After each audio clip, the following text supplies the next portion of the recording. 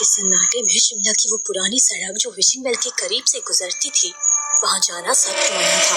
इसके बावजूद तकरीबन 19 साल की एक लड़की अकेली उस सुनसान रास्ते पर चली जा रही थी। ये रास्ता इतना सुनसान क्यों है? लगता है इस ऑटो वाले ने ना सही कहा था, इतनी रात को अकेले यहाँ नहीं आना चाहिए था।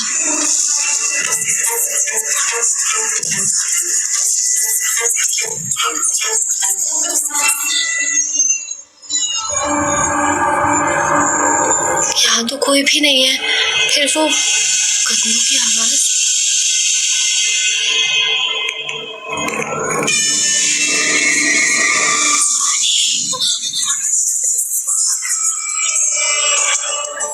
ये आवाज कैसी थी? मेरा नाम किसने लिया? अचानक से सुहानी की नजर एक परछाई पर गई जो उसकी तरफ ही बढ़ रही थी, लेकिन उसे ये नहीं समझ आ रहा था कि जब आसपास कोई है ही नहीं तो ये डरावनी परछाई है किसकी।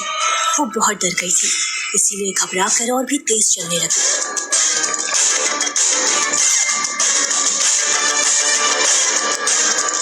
लेकिन जितनी तेजी से सुहानी चल रही थी, वो डरावनी औरत की परछाई उसे पकड़ने के लिए और भी तेजी से उसका पीछा करने लगी।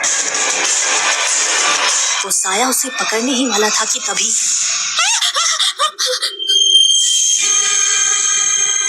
डरो मत, मेरे साथ चल।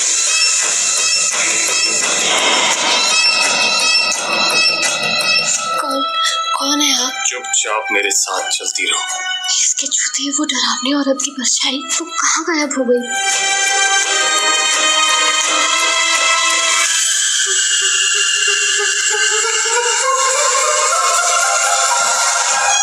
पैदल चलते हुए वो दोनों हॉस्टल के गेट के पास पहुंचते हैं। अंदर जाओ और आगे से रात को बाहर मत निकलना। सुहानी उस लड़के का चेहरा देखना चाहती थी, इसीलिए बेल बजाने के बाद वो उस लड़के का चेहरा देखने के लिए झुकी ही थी कि तभी। कौन हो तुम और इस वक्त यहाँ क्या कर रही हो? मैम वो जल्दी बोलो, हॉस्टल बंद करने का वक्त हो गया है। मैम सुहानी शर्मा, मैंने सेंट थॉमस कॉलेज में एडमिशन लिया है और मेरे लिए यहाँ रूम भी बुक्ड है। इस वक्त यहाँ अकेले आ गई? नो मैम, मेरे साथ ये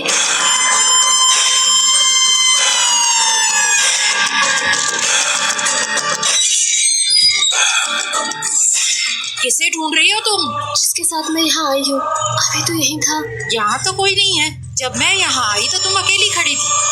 देखो काफी देर हो चुकी है, अंदर आ जाओ और याद रहे रात के 8 बजे के बाद हॉस्टल से बाहर जाना मना है। आओ मैं तुम्हें तुम्हारा कमरा दिखाऊं।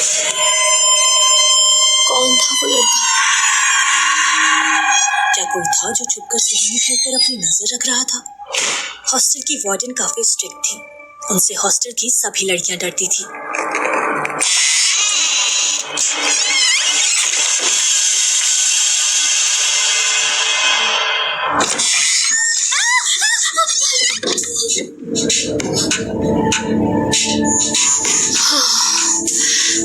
तो तुम मेरी नई रूममेट हो। हाय, आई एम निशा। हाय, सुहानी शर्मा। तुम अभी यहाँ क्यों आ रही हो? अभी तक कहाँ थी? वो अभी मैं हॉस्टल पहुंची हूँ जस्ट। तुम इस वक्त यहाँ आई हो और तुम किस रास्ते से आई हो? पुरानी रोड से। और तुम अभी तक जिंदा हो? क्या बात है? तुम ऐसा क्यों कह रही हो? क्योंकि वो बहुत डेंजरस रास्ता है और रात के वक्त वहाँ बहुत हादसे होते हैं। आज तुम लकी थी, लेकिन हमेशा नहीं होगी। दोबारा रात को कभी उस रास्ते से मत जाना। तो क्यों? ऐसा क्या है वहाँ? उस रोड के पास एक कुआं है जिसे फिशिंग वेल कहते हैं। यहाँ के लोगों का मानना है कि वो जगह हॉन्टेड है। क्या सच में ऐसा है? मुझे नहीं पता, लेकिन लोग ऐसा कहते हैं। पर एक बात तो है कि लगभग रोज सुबह वहाँ किसी न किसी की लाश जरूर मिलती है। यहाँ की पुलिस भी रात को वहाँ जाने से डरती है। क्या तुम्हें भी डर लगता है वहाँ जाने से?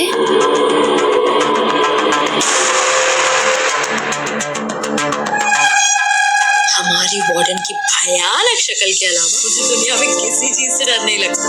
निशा का जवाब सुनकर सुहानी भी हंसने लगती है। इसके बाद निशा और सुहानी के बीच बहुत सारी बातें होती हैं। वो दोनों एक दूसरे को अपने बारे में बताने लगती है। आधी रात हो चुकी थी। निशा तो गहरी नींद में सो गई थी, लेकिन सुहानी को नींद नहीं आ रही थी। बार बार उसके दिमाग में उस परछाई और उस लड़के का ख्याल आ रहा था। आखिर था कौन वो लड़का? उसके आने से वो परछाई कहाँ चली गई थी? कहीं वो परछाई मुझे मारने तो नहीं आई थी? वो लड़का, उसने मुझे क्यों बचाया होगा?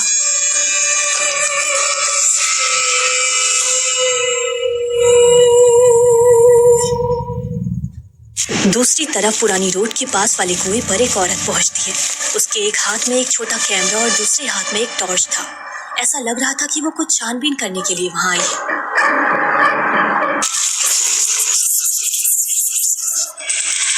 यहाँ तो कोई भी नहीं है। बेकार में ही लोगों ने आत्मा की कहानी फैला रखी है और वो इसका फायदा उठाकर यहाँ के लोगों को मार रहा है। पता नहीं क्या मिलता है लोगों को ऐसी झूठी खबर फैलाते हुए।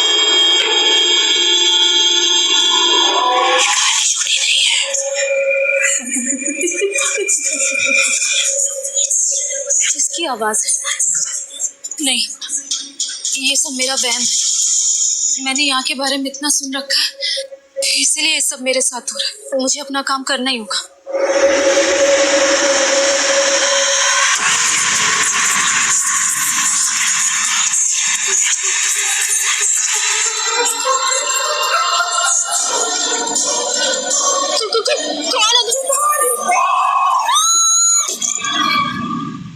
डर के कारण सुहानी की नींद टूट जाती है। वो देखती है कि निशा गहरी नींद में सो रही है और खुद से कहती है,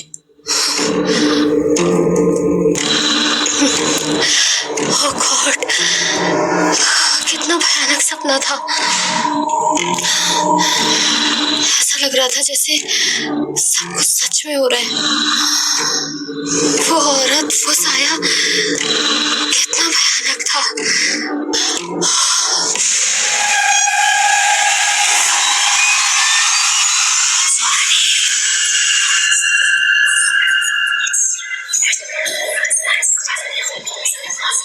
सुहानी की जान के पीछे क्यों पड़ा है वो साया? कौन था वो लड़का और उसने सुहानी की जान क्यों बचाई? क्या है विश्वंभर का राज?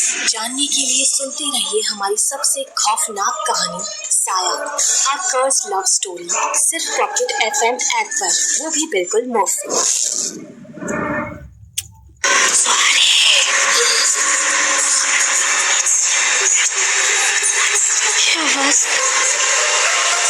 क्या हो रहा है मेरे साथ?